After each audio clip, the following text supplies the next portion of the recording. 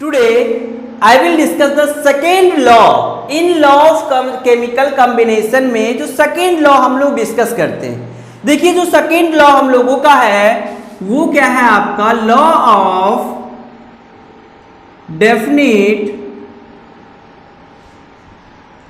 Proportion. देखिए नाम से क्लियर है आपका law of definite proportion means एक वर्ड आ गया डेफिनिट। अब देखिए बस इसी वर्ड का यूज करके ये पूरा लॉ हम लोग क्या करेंगे एक्सप्लेन करेंगे। देखिए जो this law was given bye, ये जो लॉ दिया गया था जोसेफ प्रॉस्ट इन 1799 मींस ये लॉ क्या था जोसेफ प्रॉस्ट द्वारा दिया गया था इन 1799 में दिया गया था। अब देखिए इस लॉ के क्या अकॉर्डिंग होता है, according to this law any element, देखिए इस लॉ के अकॉर्डिंग क्या होता है चाहे आप कोई भी कंपाउंड लें, उस कंपाउंड में जो आपका पर्टिकुलर एलिमेंट होगी, देखिए चाहे आप कोई भी कंपाउंड को किसी सोर्स से लें, उसमें जो आपका एलिमेंट होगा ऑलवेज क्या होगा डेफिनिट प्रोपोर्शन में होंगे, आपके क्या होंगे फिक्स प्रोपोर्शन में होंगे। तो कह सकते हैं according to this law a given compound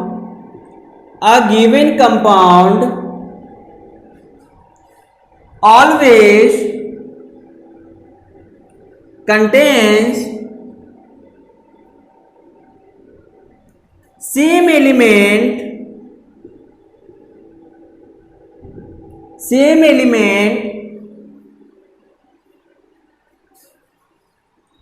in same proportion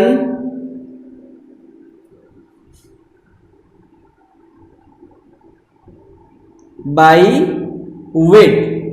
देखिए इसका कहने का मतलब है चाहे आप कोई भी आप कंपाउंड लीजिए वो उसका सोर्स कुछ भी हो, it does not depends upon the source from which it is extracted और इट इज ऑब्टेन्ड। सोर्स कुछ भी हो, उस कंपाउंड में जो आपका एलिमेंट्स के जो रेशियो होंगे, जो प्रोपोर्शन होंगे, वेट से क्या होगा आपका फिक्स होगा। इसी लॉ को हम लोग क्या कहते हैं लॉ ऑफ डेफिनिट प्रोपोर्शन। अब देखिए इस लॉ को चलिए हम लोग एक्सप्लेन करते हैं एग्जांपल के साथ। देखिए जो अगर कार्बन डाइऑक्साइड हम लोग को ऑब्टेन करना होगा, क्या क्या करते हैं बर्निंग ऑफ, ऐसे लिखिए कार्बन डाइऑक्साइड इज ऑब्टेन्ड। कहां से ऑब्टेन कर सकते हैं भाई, first burning of Coke that is carbon product. दूसरा क्या लिख सकते हैं यहां से कि हम लोग ऑब्टेन कर सकते हैं heating of limestone, heating of limestone. अब समझिए इससे जब हम लोग कार्बन डाइऑक्साइड ऑब्टेन चाहे इस सोर्स से CO2 ऑब्टेन कीजिए, इस सोर्स से क्या कीजिए आप CO2 ऑब्टेन कीजिए। देखिए इसका जो रेशियो होगा जो कार्बन का, इस केस में भी देखिए ऐसे समझिए CO2 क्या आ रहा है, फर्स्ट केस से आपका CO2 मिल रहा है और इस केस से भी क्या कर रहा है आपका CO2 मिल रहा है। तो इसमें क्या होगा कि पर्टिकुलर एलिमेंट सपोज कीजिए आपका जो कार्बन का रेशियो 12:2 क्या हो जाएगा भाई CO2 में 32 और ये क्या आ जाएगा आपका 12:32। अब देखिए इसका जो सेम रेशियो में क्या करेगा आपका, देखिए इसमें भी आपका 12:32 ही होगा, ये भी क्या होगा आपका 12:32 ही होगा।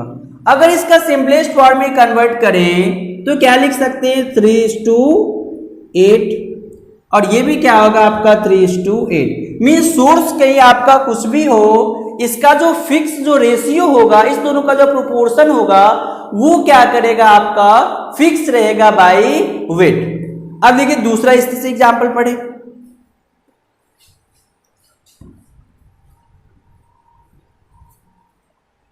सपोज कीजिए हम लोग वाटर ले रहे हैं, आप वाटर आप दो टाइप, या तो फिर टेप वाटर ले लीजिए, दूसरा क्या ले लीजिए आप सी वाटर ले लीजिए।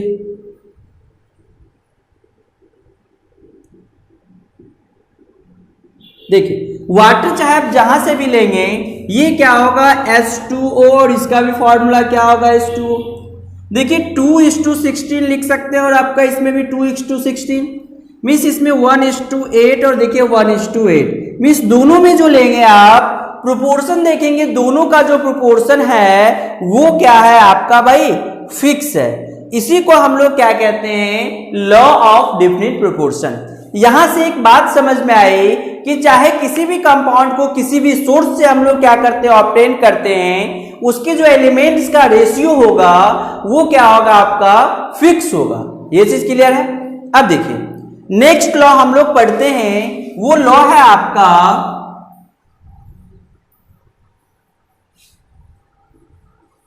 Law of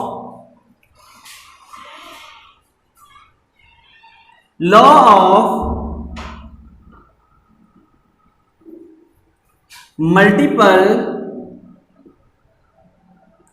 proportion. देखिए इस लॉ के अकॉर्डिंग क्या होता है कि कोई एक पर्टिकुलर एलिमेंट ना मोर देन वन कंपाउंड का अगर फॉर्मेशन करता है तो क्या होंगे, उसके जो मास होंगे वो क्या होगा आपका सिंपल होल नंबर रेशियो में होते हैं। अब देखिए इसको, ये थोड़ा कॉम्प्लिकेटेड है ना, इसको एग्जांपल से समझेंगे आसानी से समझ लेंगे। तो इस that law was given by Dalton in 1803, ये डाल्टन के द्वारा दिया गया था 1803 में। तो देखिए इस लॉ के अकॉर्डिंग क्या है, according to this law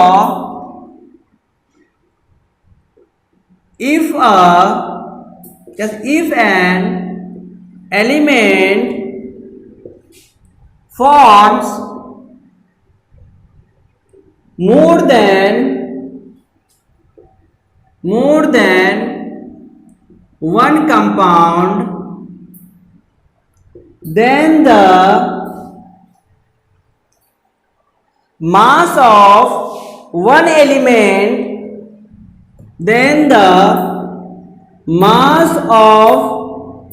one element combines with the fixed mass of other element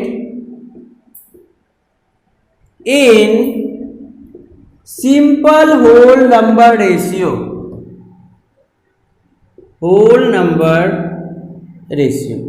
देखिए इस कहने का मतलब क्या है कि जब कोई कंपाउंड आपका, कोई एलिमेंट आपका क्या है मोर देन वन आपका कंपाउंड का फॉर्मेशन करता है, तो मास ऑफ वन एलिमेंट जो होगा वो fix mass of other element से जो कंबाइन करेगा उसका रेशियो क्या होगा भाई फिक्स होगा।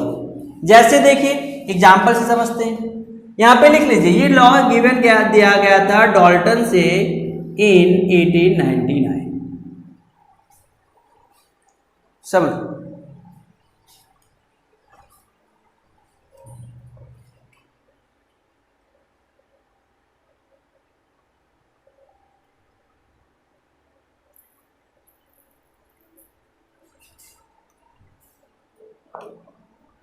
देखिए 1803।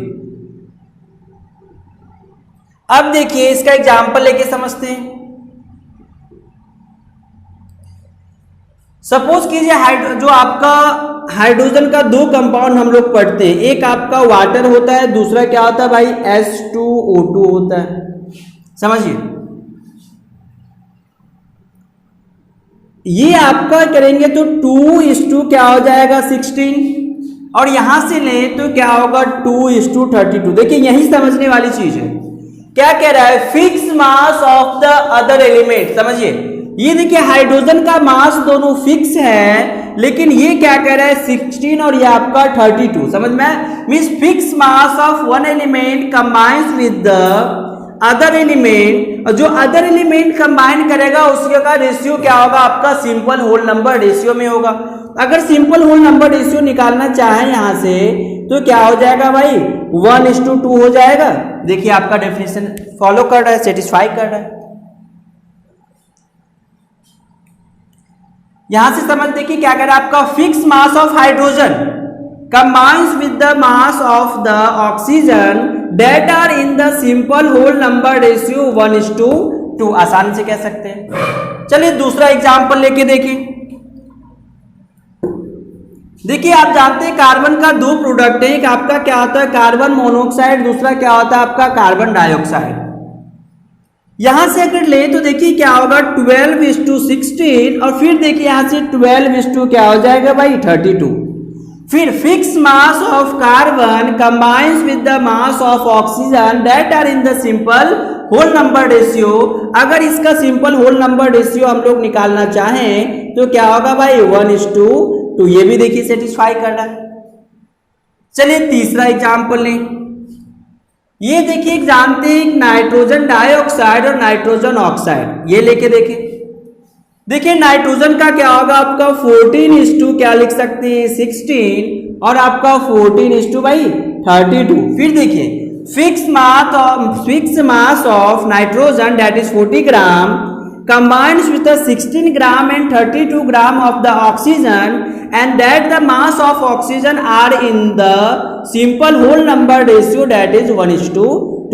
तो बस डेफिनेशन देखिए था, आसानी से हम लोगों को समझ में आ गया कि एक मास आपका एलिमेंट क्या क्या फिक्स है और दूसरे के मास जो आपका वेरी कर रहा है that are in the simple whole number ratio.